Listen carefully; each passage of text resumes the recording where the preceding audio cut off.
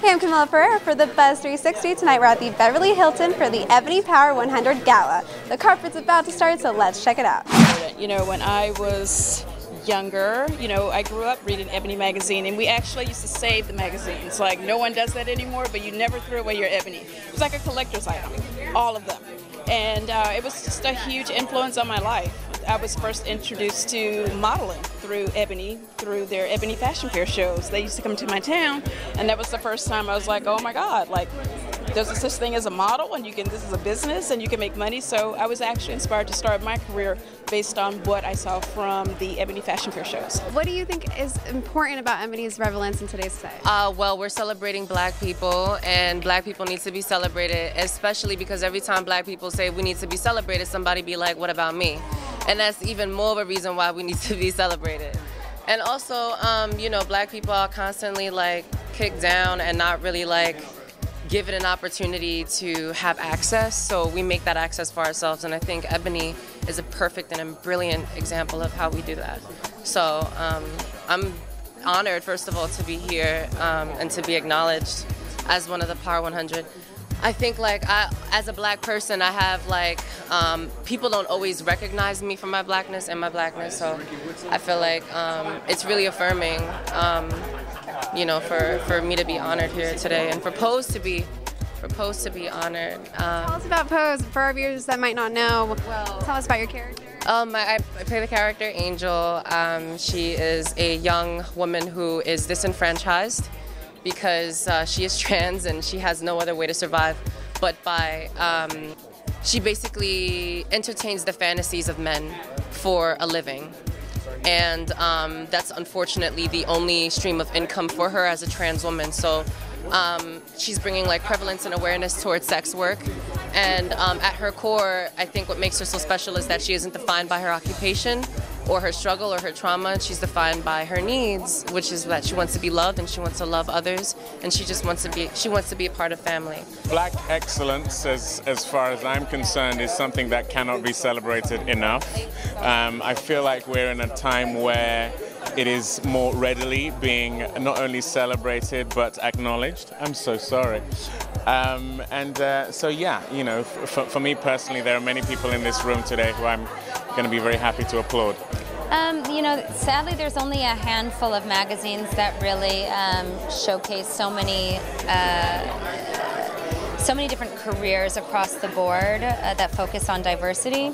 Ebony is one of them. What's amazing about the Power 100 is that it focuses on not just entertainers, but executives and people that are making power moves in their chosen field, which I think is rare.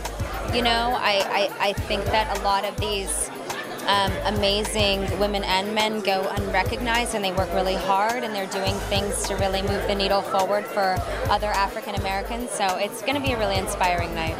Ebony is one of the foundational periodicals, now online media, multimedia sources for African American and people of color, people who just enjoy culture and heritage.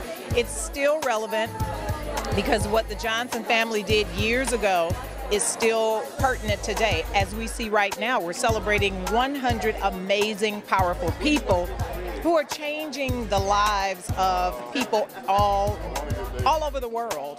And to see that and to be able to witness it and be a part of it, it's like, It's a dream come true. I would not want to be anywhere else but here tonight.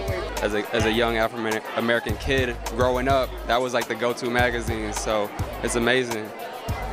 And Motown is getting honored tonight. Either of you, do you guys have a favorite Motown artist? That's a tough one. I mean, Michael Jackson. Yeah, of course, Michael. Yeah, I don't know, Michael Jackson for sure. How important is it that Ebony magazines stay relevant in today's pop culture? I think it's so important. I think, with inclusion and diversity being major on people's minds right now, it's so important that we have something that represents people. I think the fact that it's a place where people can get a cover like Michelle Obama along with the others, but it's definitely a celebration of women of color. And as far as the relevancy question, I think in this day and age where multi-platforms are the future, Ebony is such a powerful brand like it's been associated with history for 75 years. And so, you know, I'm excited about the future of ebony as much as the history of ebony. You know, I think it's important that the message of Ebony magazine, you know, stays clear, which is to reflect, you know, Black culture, to show us at our finest level. And I think that should always stay relevant. I feel like what it stands for is something that's so positive, and it's always reflected the community in a positive way. And I feel like positivity is always relevant, you know?